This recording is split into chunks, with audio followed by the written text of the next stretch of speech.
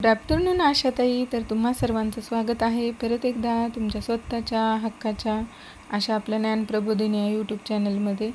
तर मैत्रिणींनो, जून महिन्यातील जी काही तिसरी माता बैठक आहे, तर त्याची प्रोसिडिंग वगैरे कशा प्रकारे लिहायची किंवा कुठला विषय या तिसऱ्या माता बैठकीसाठी सिलेक्ट करायचा आणि कुठल्या प्रकारची माहिती किंवा कशा प्रकारे हे माता बैठक अरेंज करायची याबद्दलचा हा व्हिडिओ असणार आहे. त्यामुळे तुम्ही अंगणवाडी ताई असा, ANM असा किंवा आशा स्वयंसेविका असा, तुमच्यासाठी हा व्हिडिओ अतिशय महत्त्वाचा असणार आहे, कारण यातील माहिती खूपच उपयुक्त आहे. चला तर मग जराही वेळ न घालवता सुरू करू आपण आपला आजचा व्हिडिओ. तर बघा, माता बैठक 3 जून 2025, विषय स्तनदा माता आणि गरोदर मातांसाठी आहार. तर या ठिकाणी तुम्ही इथं दिनांक टाकू शकता, परंतु प्रत्येक बैठकीसाठी विषय निवडणं आणि लिहिणं अतिशय महत्त्वाचं आहे. तर त्यानंतर बघा, गरोदरपणात आणि स्तनपानाच्या काळात मातांसाठी संतुलित आणि पौष्टिक आहार घेणे आवश्यक आहे. यामुळे माता आणि बाळ दोघांचे आरोग्य चांगले राहते. म्हणून वरील विषयास अनुसरून उपकेंद्र वीट या ठिकाणी घेतलेल्या माता बैठकीत उपस्थित मातांना पुढील प्रमाणे माहिती देण्यात आली. तर ज्या काही गरोदर महिला किंवा गरोदर स्तनदा आणि इतर महिला आपण बैठकीसाठी बोलवलेल्या आहेत, तर त्यांना आपण पुढील प्रमाणे माहिती सांगणार आहोत की नेमका गरोदर मातांसाठी कुठल्या प्रकारचा आहार घ्यायचा.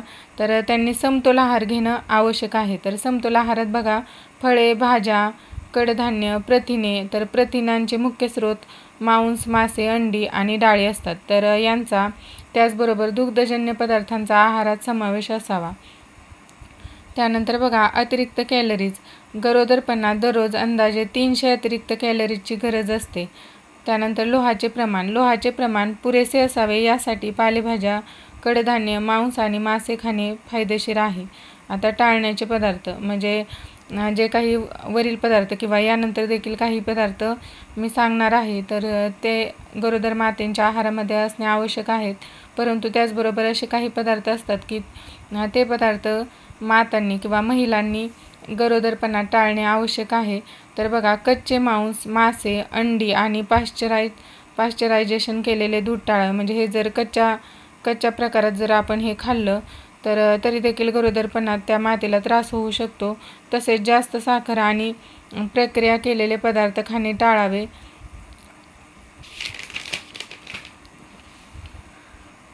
त्यानंतर बघा, कडधान्य, मसूर, हरभरा, मूग आणि इतर कडधान्य यांचाही आहारात समावेश करणे आवश्यक आहे. प्रथिने, शेंगा, मासे, अंडे आणि चिकन यांसारख्या पदार्थांमधून प्रथिने मिळतात. संपूर्ण धान्य, ज्वारी, बाजरी, गहू आणि तांदूळ यांसारख्या संपूर्ण धान्यांचा आहारात समावेश करावा. पाणी, तर पुरेशा प्रमाणात पाणी पिणे आवश्यक आहे. स्तनदा मातांसाठी आहार. प्रथिने. स्तनदा मातांसाठी अधिक प्रमाणात प्रथिने आवश्यक असतात, त्यामुळे आहारात कडधान्य, मासे, अंडे आणि चिकन यांचा समावेश करावा. कॅल्शियम आणि व्हिटॅमिन डी. दुग्धजन्य पदार्थ आणि फॅटी मासे, उदाहरणार्थ सॅल्मन, ट्यूना, कॅल्शियम आणि व्हिटॅमिन डीचा स्रोत आहेत. द्रव पदार्थ. पुरेशा प्रमाणात पाणी, दूध आणि इतर द्रव पदार्थ घेणे आवश्यक आहे. आहार योजना. आहारामध्ये विविधतेचा समावेश असावा आणि संतुलित आहार घ्यावा. इतर महत्त्वाच्या गोष्टी. व्यायाम. गरोदरपणात हलका व्यायाम आणि रोज योगासने करणे फायदेशीर ठरू शकते. पुरेशी विश्रांती. गरोदरपणात आणि स्तनपानाच्या काळात पुरेशी विश्रांती घेणे आवश्यक आहे. ताणतणाव टाळा. तणाव टाळणे आणि सकारात्मक दृष्टिकोन ठेवणे आवश्यक आहे. डॉक्टरांचा सल्ला. गरोदरपणात आणि स्तनपानाच्या काळात आहार आणि आरोग्याबद्दल डॉक्टरांचा सल्ला घेणे आवश्यक आहे. यातून एवढी सांगायची आहे की गरोदर व स्तनदा मातांसाठी आहार योजना वैयक्तिक गरजेनुसार बदलू शकते. त्यामुळे डॉक्टरांशी किंवा आहार तज्ज्ञांशी सल्लामसलत करणे आवश्यक आहे. तर अशा प्रकारे व्यवस्थितरित्या माहिती आम्ही उपस्थित मातांना आहाराबद्दल दिली. कुठले पदार्थ खावेत, कुठल्या पदार्थांपासून आपल्याला कुठल्या प्रकारचे घटक मिळतात व गरोदर आणि स्तनपानाच्या काळात ते कशा प्रकारे शरीराला महत्त्वाचे असतात हे पटवून सांगितलं. त्याचबरोबर कुठले पदार्थ खाऊ नयेत हे देखील व्यवस्थितरित्या त्यांना समजून सांगितलं. आणि नेहमीप्रमाणे आपण शेवटी अनुक्रमणिका इथं उपस्थित मातांची नावे आणि त्यांच्या स्वाक्षऱ्या घेणार आहोत.